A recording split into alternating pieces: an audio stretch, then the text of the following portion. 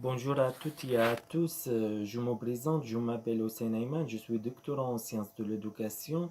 Je vous remercie d'abord la communauté d'organisation de m'avoir invité pour proposer une partie de ma thèse. Ma contribution aujourd'hui porte sur l'utilisation de ressources éducatives libres par les professeurs des écoles en français et en sciences technologies au siècle 3. Avant de commencer la communication, je vous présenter le plan de ma contribution. Je voudrais, dans le premier temps, de faire une définition acceptable des ressources éducatives libres. C'est parce que le terme-là, il posait beaucoup de questionnements et il est difficile de préciser c'est quoi des ressources numériques et c'est quoi des ressources numériques libres. Dans un deuxième temps, on essayait de proposer quelques exemplaires d'usage de cette ressource éducative libre, particulièrement en sciences, technologies et en français. Pour savoir exactement quels sont les enjeux d'usage, j'ai terminé avec une petite conclusion. D'abord, le numérique en général, ressources, services et aussi logiciels à l'école primaire français. Et là, l'éducation nationale française, déjà, il a commencé à partir de l'année de 1985 d'adapter des plans pour diffuser le numérique aux écoles. En fait, les plans, on peut constater que ces plans-là, ils sont multi-ex, c'est-à-dire il y a un ex pour l'équipement des écoles, il y a un ex pour la vision de ressources numériques pour le professeur, il y a aussi un ex porte sur la formation des professeurs. En fait, à partir de l'année 2012, on peut regarder aussi, on peut noter une nouvelle perspective abordée par l'éducation nationale. L'éducation nationale cherchait à mis le numérique dans le programme comme objet d'apprentissage. Il a déjà créé un bref informatique et Internet, il s'appelle B2I. C'est un petit socle de connaissances et de compétences en domaine de numérique. Aussi, l'éducation nationale cherchait à montrer que le numérique peut être un outil dans et entre les disciplinaires pour valoriser l'apprentissage des élèves et pour développer aussi les pratiques pédagogiques de professeurs. Bon, la définition de ressources éducatives libres. En fait, les ressources éducatives libres, c'est un mouvement. Un mouvement commencé dans l'année 2000. Surtout par l'expert de UNESCO. La première forum mondiale organisée au sein de UNESCO, et là, l'expert de UNESCO, il dit en ressources éducatives libres, c'est des matériels d'enseignement, d'apprentissage et de recherche, apparemment au domaine public ou publiés avec une licence de priorité intellectuelle, c'est-à-dire licence libre, permettront leur utilisation, adaptation et distribution à titre gratuit. Là, la définition, en fait, elle est largement adaptée dans le monde francophone et dans le monde anglo-saxon. Et là, dans la définition qui est assez globale, qui est aussi générique, on peut trouver les ressources éducatives libres ne sont pas juste de matériel d'enseignement, elles sont aussi des matériels d'apprentissage et de recherche. Et ça pose aussi beaucoup de questions. Vous voyez, là, je reviens là, le terme là, je le trouve, il est composé de trois mots magiques. Le ressource éducative et libre. Et ce que important dans le terme, c'est le mot libre. C'est parce qu'on sait, tout le monde sait bien, les ressources éducatives pour être des manuels, des documents numériques, des différents formats. Mais comment on peut rendre ces ressources éducatives libres?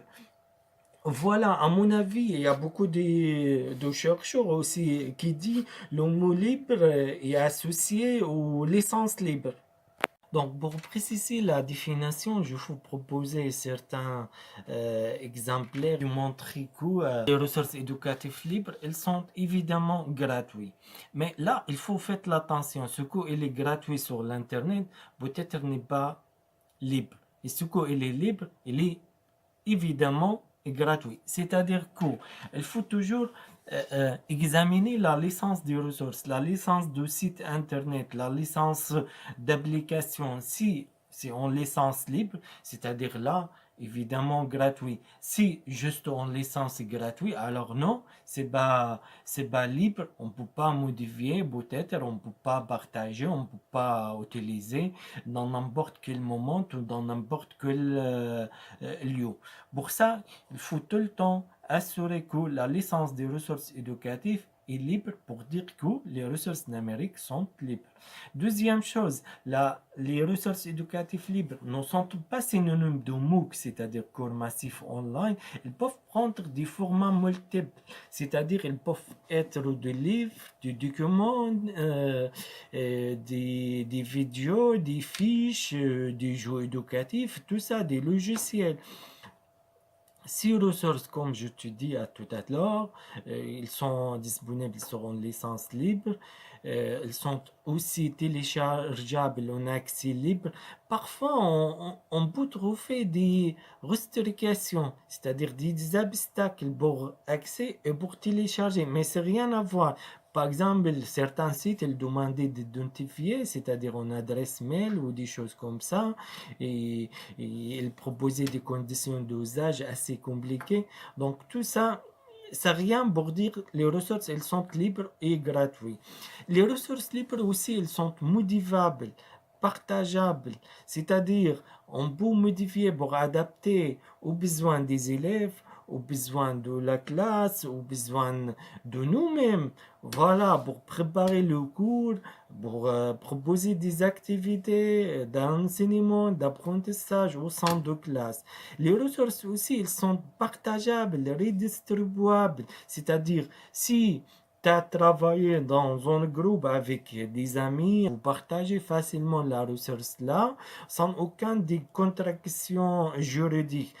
Et c'est la différence avec les ressources prioritaires, parce que tu ne veux pas là, tu ne veux pas partager ou tu ne veux pas envoyer là le document et des choses comme ça sans demander une autorisation préalable des auteurs ou des éditeurs. Et finalement, ce sont des ressources communes, ce sont des ressources universelles et ça très important pour le contexte comérien.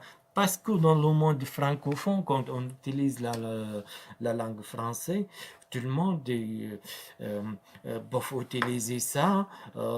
C'est parce que c'est adapté au contexte culturel, au contexte de la langue, et tout le monde ils peuvent partager le patrimoine de ressources éducatives libres. Ils peuvent contribuer aussi en éducation quelque chose. On peut diffuser sur l'internet, on peut mettre sur les licences libres, et tout le monde dans le monde francophone, ils peuvent utiliser ça sans aucun obstacle. Voici quand même certains exemplaires sur les ressources éducatives libres. On peut trouver le portail Learning Apps, on peut trouver le logiciel Open Sangori qui proposait beaucoup de ressources éducatives libres et gratuites. On a aussi l'association Framasoft. L'association Framasoft, elle est remarquable aussi dans le monde francophone. Elle proposait des logiciels et services libres qui permet aux enseignants de faire du travail collaboratif et coopératif dans la classe et hors la classe.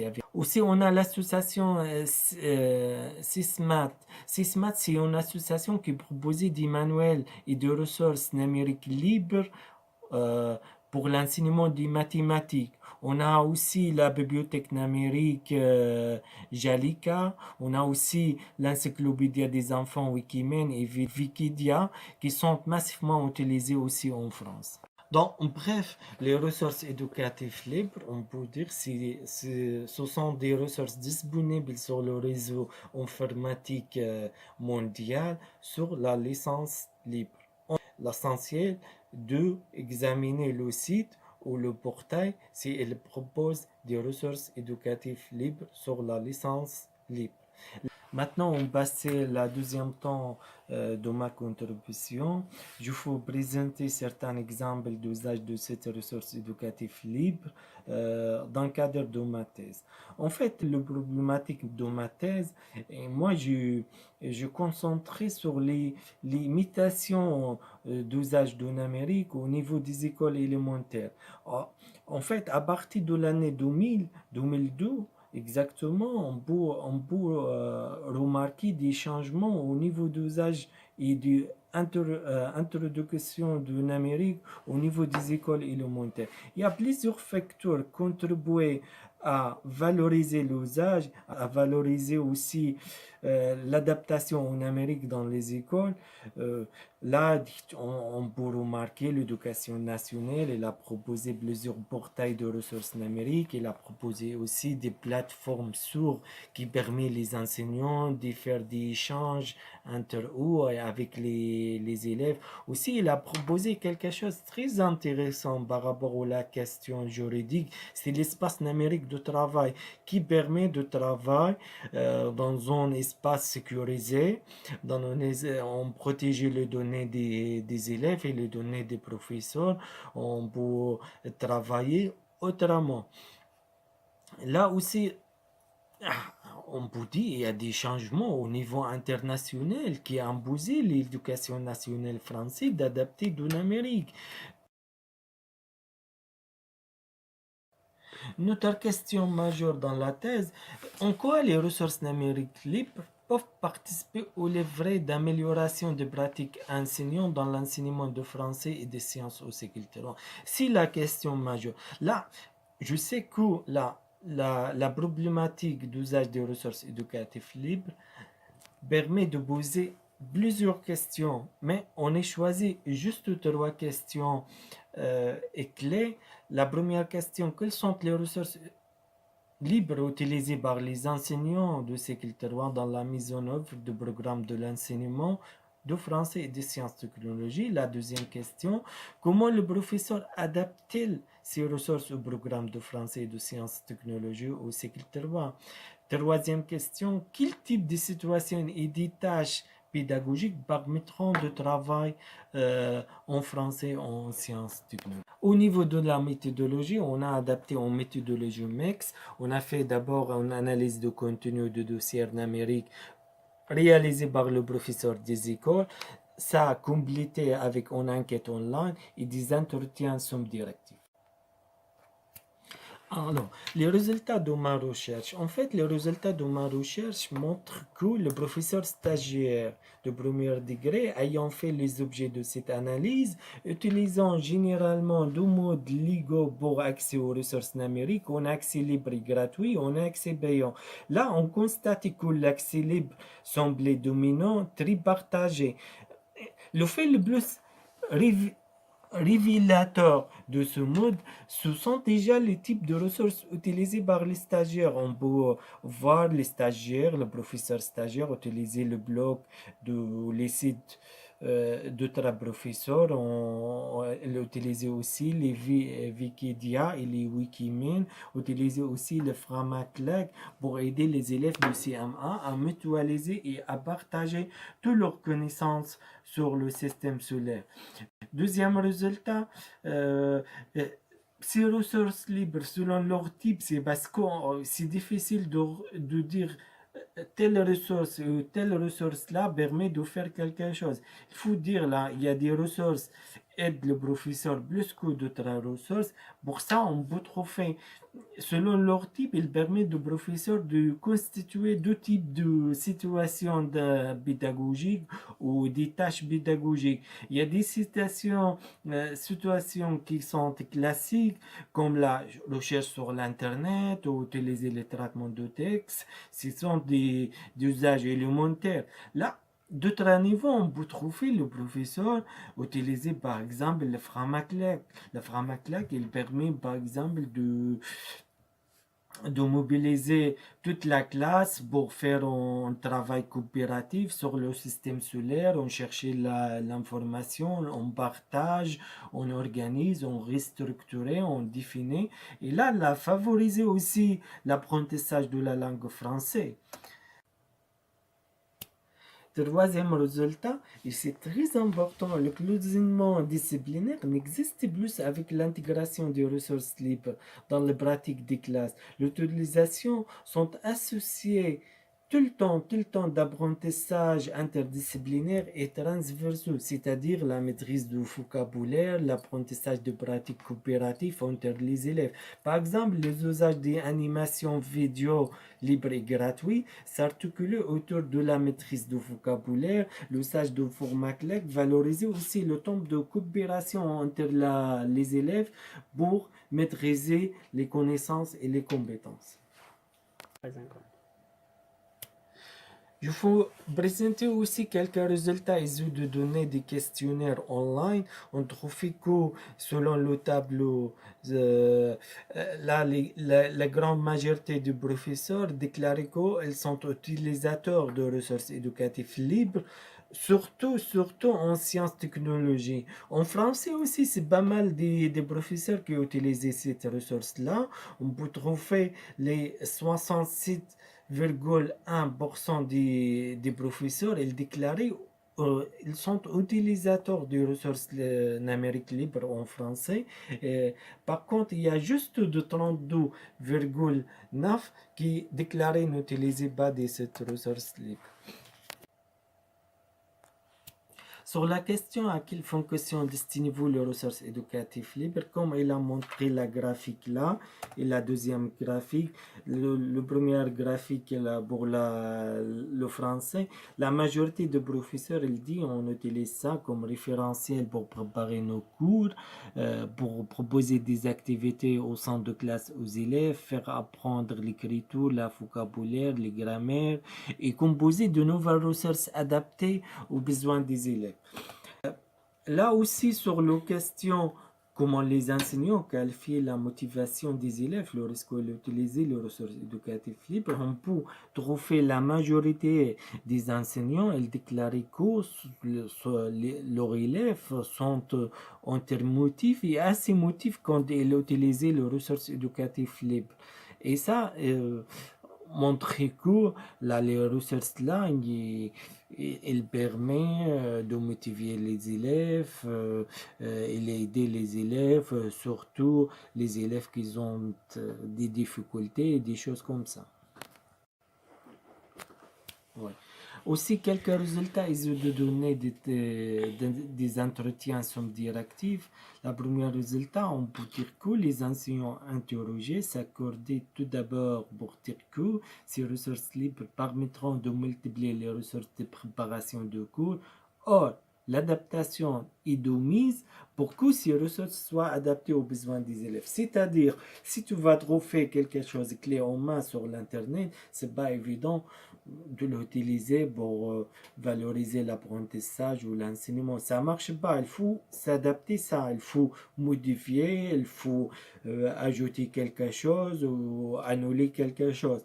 Là, voilà certains témoignages des professeurs. Il y a un professeur qui dit, je pense que ça peut être quand même en autre approche, ça facilite énormément la recherche, on peut trouver plus facilement d'informations, on a accès libre et rapide à plusieurs informations. Je prends des choses qui permettent de comparer et de donner une base. Ça permet aussi de voir une autre manière, dit autre professeur. Aussi, il y a des professeurs qui disent ça permet de structurer et de savoir quelles notions on peut voir, de commencer à travailler et de s'inspirer, je crois. La deuxième résultat, l'utilisation de ressources numériques libres permet de différencier les activités d'apprentissage proposées par des professeurs en écriture, en grammaire, en recherche d'informations. Et là, le résultat là intéressant, c'est parce que quand tu veux multiplier les activités d'apprentissage au sein de la classe, tu permets aux tous les élèves dans n'importe quel niveau d'utiliser ensemble, d'utiliser des activités adaptées à leurs besoins et à leurs compétences et à leurs capacités. Là, il y a des professeurs, par exemple, qui disent j'utilise Word et OpenOffice. Ça permet aux élèves d'écrire, mais ils écrivent d'une autre manière. Il revoit les erreurs quand c'est souligné et l'on revoit ce qu'ils sont obligés de corriger. Là, d'autres professeurs, il a dit, j'ai aussi un site pour la conjugaison. Mais c'est bien fait, c'est simple, les enfants comprennent. C'est intéressant ça. Je l'utilisais, le Wikipédia, l'encyclopédie libre, les élèves préparaient des exposés en classe et suivant, ils l'utilisaient dans le cadre de recherche pour faire l'exposé. Et là, c'est une activité assez moderne hein, dans la classe française. C'est eux qui cherchaient chacun leur tour sur les TBI de coupe, ils sont actifs au fait. Ce n'est pas uniquement leur fait, c'est-à-dire ça permet de multiplier des outils d'apprentissage ou de l'enseignement de professeurs. Bon, la conclusion, je voudrais dire la production et la diffusion de ressources éducatives libres constituent aujourd'hui un mouvement courant, à la fois mondial et institutionnel, auquel chaque professeur peut contribuer à sa mesure. C'est-à-dire que chaque professeur il peut utiliser, il peut produire quelque chose, il peut diffuser comme ressources éducatives sur la licence libre grâce à l'Internet. Les résultats que nous venons de présenter montrent que les ressources libres de type numérique ont une place dans l'enseignement de français et des sciences au siècle III. Ainsi, leur usage n'est pas sans tension sur la conciliation de l'apprentissage ou de l'enseignement, la processus de recherche et de partage de savoir entre élèves. Nous sommes également convaincus par ces résultats qu'un certain type de ces ressources libres pour aider le professeur à la mise en relation des disciplines, voire à la élaboration de modèles d'apprentissage originaux comme la Framaclec. Néanmoins, ces ressources ne peuvent pas remplacer les traditionnels outils de l'enseignement de français et de sciences parce qu'en pratique, elles sont toujours combinées avec les objets physiques et des cahiers des élèves et des grandes feuilles et des fiches imprimées. Ça, ce que déclarait le professeur quand, surtout au niveau des entretiens, il dit on a utilisé plusieurs types de ressources, n'est pas exactement de ressources libres, pour valoriser l'apprentissage, pour valoriser la préparation du cours. Donc, finalement, je vous remercie beaucoup pour votre attention.